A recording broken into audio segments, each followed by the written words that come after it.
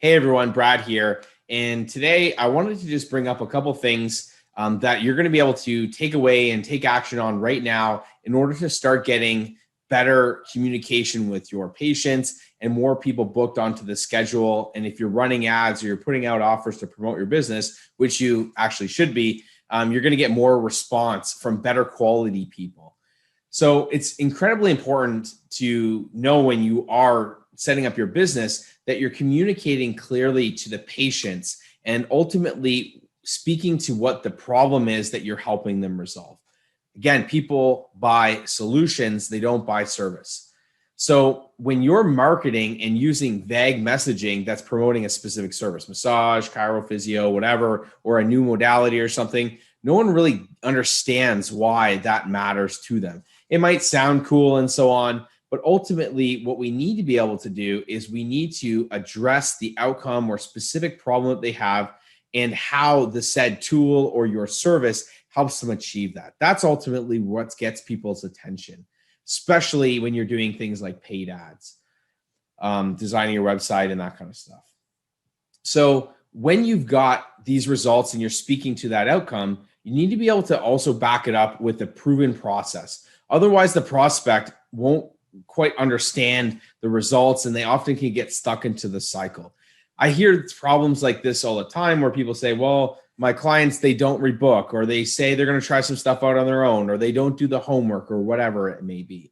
Now, this often happens because in part of the patient success journey, we don't clearly communicate the stages that they go through or what the process is. So we need to be able to have the outcome associated, but also the steps to get there. So for example, when I would do personal training back in the day before I was a practitioner and so on, there were personal trainers who would sell 5 or 6 appointments and then the person would never come back.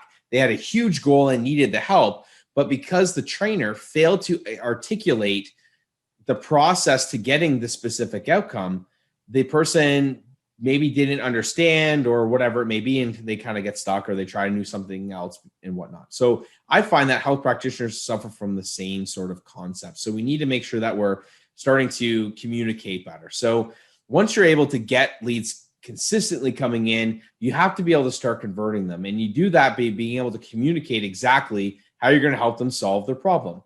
And it's a powerful way to be able to use processing so that way people understand not only the outcome, but what the stages are that you're going to be able to do to help get them to that specific outcome. And they also start to trust the methods and the choice of choosing you, especially if they've tried other practitioners or other sources or other things without resolve before. So the first step is really dialing in specifically your process and being able to communicate it in a way that the patient or prospective patient knows that it's part of an overall process and not just kind of a one and done sort of thing. They need to be able to understand that each treatment kind of builds off each other and the specific objectives. So that way it's easy to understand and communicate with those potential prospects or patients that they're going to be more bought into the process or do the homework or show up or rebook or whatever it is. So to get really good results like that, you've got to work on communicating your process, your stages, or what I refer to in my programs as the signature solution clearly to those prospects in your marketing message. Every stage needs to be logical and build off of it to the next stage. Otherwise, people will get kind of stuck. And it's also important to, number one, if you've got a longer process, set specific milestones so they know that they're on track and consistently remind them. Fat loss is a great example of that, or more specific types of rehab or dementia and that kind of stuff may be more specifically long-term. But if not, they should have some sort of upwards trend. So if my goal is to get back to playing tennis or go on a trip without my knees hurting me or whatever it is, there should be a specific upward trend. That may be a specific event or something along those lines. You could also tether in those milestones. So this is overall what I call the patient success journey. Part of the journey starts from when they first hear you to when they use your service, get discharged or refer and that kind of stuff. It's ultimately the path which your business is built on and how patients flow through their treatments and into your business. And if you don't have this mapped out, you're missing a key component, because ultimately that's why your business exists, to solve problems based on the patient journey. So when a patient asks you, how you're going to get them to their desired outcome, maybe they've had back pain or whatever it is, you want to be able to articulate that and be able to show it in kind of like a 2 to sort of 5-step process. And each of those stages needs to be easy to understand. And ultimately, you have to tie in the benefits and outcomes for each stage. So this gets overlooked, in the simplest way, to not get into massive detail, but simplest way is to say, in an initial consultation, something like, people say, we're going to do a fitness movement analysis, we're going to do functional movement screen, we're going to do a health consultation, all of these words. The reality is people don't know what that even means. Most of the time, they just think it's a sales pitch. But if you can say, listen, we're going to be doing a health consultation or functional movement screen, or whatever you want to use for terminology. And what this is going to do is it's going to allow me to narrow down to maybe 2 to 3 things that I think that is actually ideally what you've got going on.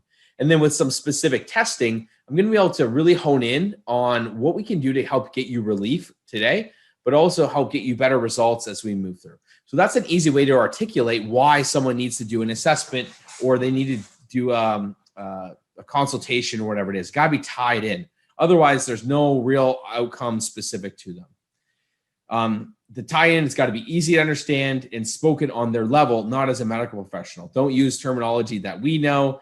You got to speak it to them like they understand.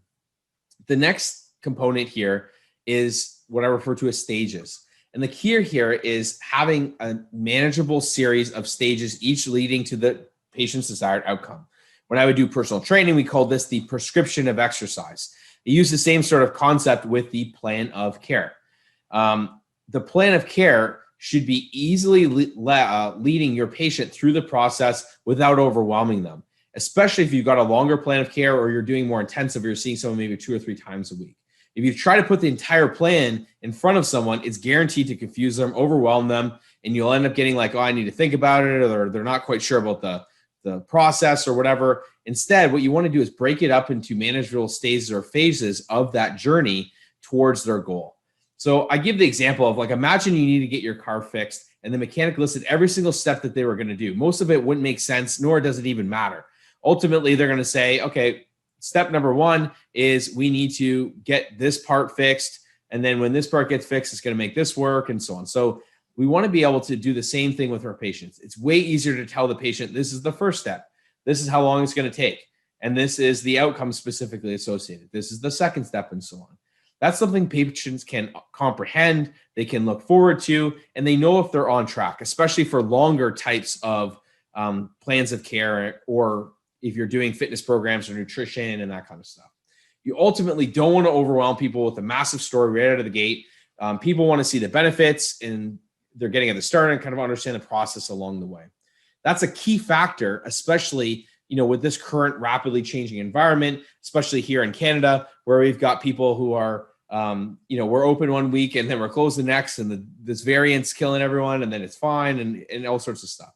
People need to have really clear, simplistic understanding of how you're specifically helping them. So that's why having your stages tied in is such an important aspect. And a key factor really to having people understand, and especially if tried before and they've maybe struggled or whatever it may be.